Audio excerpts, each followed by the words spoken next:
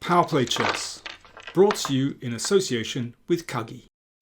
I'd like to show you an absolutely wonderful book. There we are.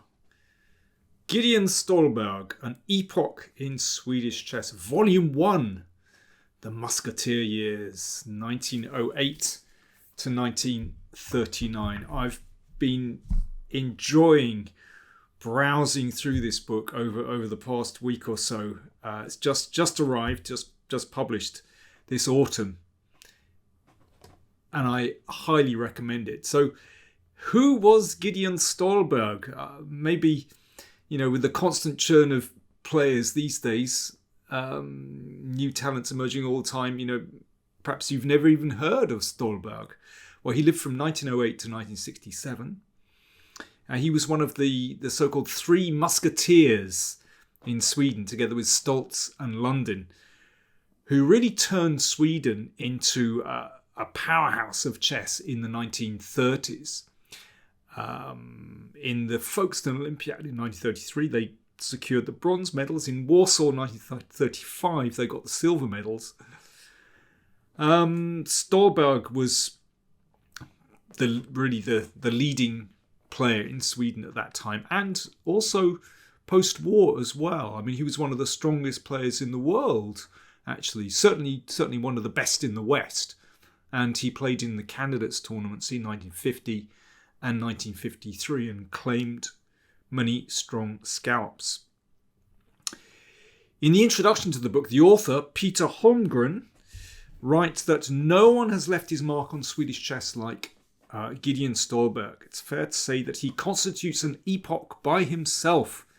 His competitive achievements, prolific writing, engagement in Swedish chess organisations, strong personality and witty and ironic, sometimes sarcastic humour may have been surpassed by someone in each separate case, but never as a whole. So Stahlberg is certainly worthy of a biography. And this work is a labour of love. 580 pages. This is a mighty tome. And the detail of research is superb. But it's not overwhelming. This is something to dip in and out of. So is this something just for Swedish chess fans? Absolutely not. This isn't just about Stahlberg and the Swedish chess scene. It's also about the rich culture of the international chess scene. So there are wonderful descriptions of tournaments with photographs, with cartoons, with cross tables. And there are biographies throughout the book of different personalities, not just the famous names, but the more obscure players who often led extraordinary lives in those turbulent times. I mean, personally, I find the 1920s and 1930s a fascinating era in chess history, with Lasker, Capablanca, Alekhine, and Over as well, and the Soviets also getting much stronger. But as I said, the Swedes were also very strong in the 1930s. This is simply a beautiful book. I mean, you can see the production is wonderful. And it's produced by Verandal Publishing in Sweden. And they say, our philosophy is that in a time when facts can be readily accessed everywhere, the aim of a book must be something more than just a source of information to the reader. We also want to give readers a timeless feeling of luxury, and a book they would be happy to hold in their hands and have on their bookshelf. Well, I completely agree with that. I mean, they've succeeded wonderfully. It is something that, you want to hold. You want to get into. It's wonderful. The quality of production, the layout and design of the book is excellent. Likewise, the quality of paper and binding. I mean, this could very well sit on your bookshelf, but actually it's a really nice coffee table book. The quality is that good. The price of this book is ridiculous. This is €50. And frankly, I don't know how they could produce a book of this quality at such a low price. This will give you hours of pleasure. It is really a wonderful achievement. So well done to Peter Holmgren, the author, who spent years and years on this, and you can tell, and the publisher as well. I should say I'm not getting commission on this. I'm recommending this book because it is a wonderful thing. It's a thing of beauty. So, what of Stahlberg, the player? Well, he was, I think, looking through his games, he was quite a classical player, quite a correct player, but somehow there was still lots of adventures in his games. I think chess in many ways was more adventurous in those times. Let me show you a game of his. This is played in 1935, so he was, I wouldn't say reached his peak, but he was, already making great strides in the chess world. And it's against Birger Rasmussen, who was actually a Finnish champion. I think he won the Finnish championship in 1933. And I think this shows that Stahlberg was, quite a classical player. So he often started with d4, and it's a solid Slav with good, strong development from white. Fairly well-known position, although I think to play bishop e7, it's probably better to play b5 first. But anyway, it's a very typical kind of position. So black needs to break with c5 and has succeeded. But white has a slight lead in development after these exchanges and e4. So white is basically getting going with e4, which opens up this bishop. And black has yet to castle. And, well, black would like to castle, but that's problematic because this opens up this diagonal. That bishop is loose. There could even be a Greek gift sacrifice, but, I mean, at the very least, you can see that that will win material. And it wouldn't surprise me if that is winning immediately, actually. It looks incredibly strong. And if the king moves up the board, well, looks really nasty. That bishop is too loose. So basically, black isn't able to castle here. And if black isn't able to castle, then you're kind of improvising a bit. Queen b6 played. And now Stahlberg played bishop g5. You could play e5 straight away, actually, and go on the attack with knight g5. I think this is also very dangerous, but anyway, bishop g5 played.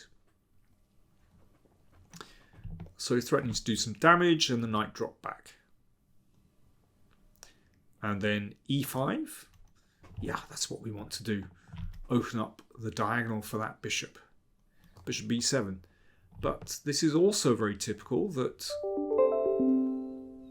black has some nice diagonals here. Queen e2. And I think, although this looks very dangerous, I think black should probably castle here, but there was some hesitation with rook c8. And then after rook d1, that makes life very difficult for black because you can see that knight is loose here. And castles was played. But I think, well, I mean, this is just a really difficult position for black. I think delaying any longer, it could be fatal. Watch out for this kind of move. In any case, castle's played. And now you can see that because the pawn has pushed to e5, pushing the knight out of the way, then black's kingside is lacking defensive cover. So that is a very obvious move. No Greek gift, no knight g5, but there is rook takes knight. So white has won a pawn. King is a little bit exposed, so it ducks back. Now, white has won a pawn, but as I mentioned before, those bishops are actually wonderful. if black were to consolidate here, then actually the pawn minus wouldn't mean too much. But it's white's move. Okay, time for you to have a little think. How would you play for white in this position? White to play.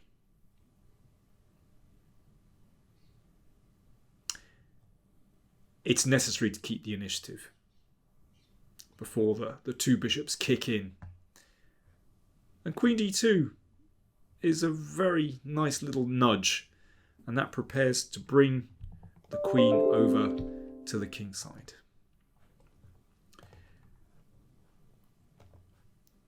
Bishop c6 played, attacking the rook.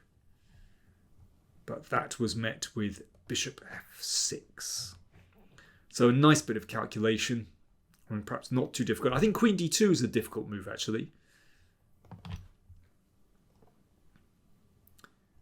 So if that's taken, then the queen just comes in. Obviously, bishop takes rook will be met by pawn takes pawn and queen g7. And if pawn takes here, then knight g5 and queen h7. So what did black do? Bishop e3. Got to block the queen out. So pawn takes bishop. And then bishop takes rook. Okay, so white is now the exchange down. Now, I do hope that you calculated all this out before you spotted queen d2. What does white play now? In fact, a very simple move. Queen f2. So white just continues with shifting the queen over to the king side. And because there's no piece cover, in fact, black is lost. Bishop c6, but you still got to get it right.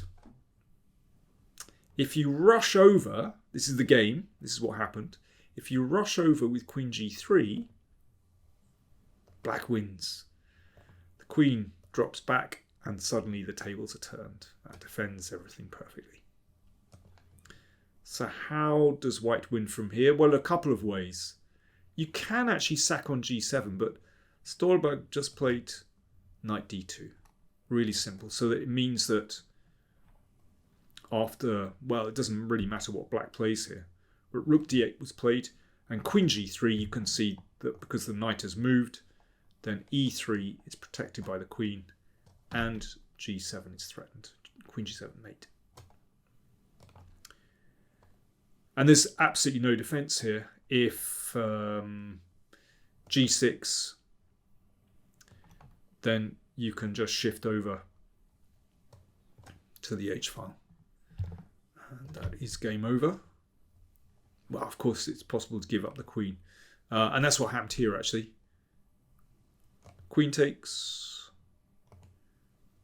And black took this. That's my phone. I'm going to stop that. Sorry about that. Yeah, I mean, basically, white is a queen for a rook up, and mate followed shortly.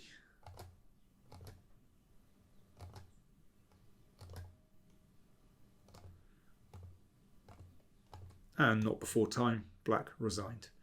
Yeah, an absolutely crushing game.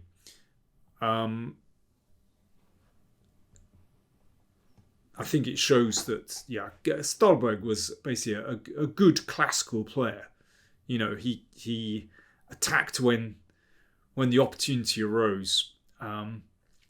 There are more challenging games in the book, I can tell you. I mean, there are some wonderful adventures, actually. Anyway, just to sum up, I warmly recommend this book. You will not be disappointed. It's well, you can see, yeah, 582 pages. 2.1 kilos and absolutely beautiful. It really is. Thanks for watching.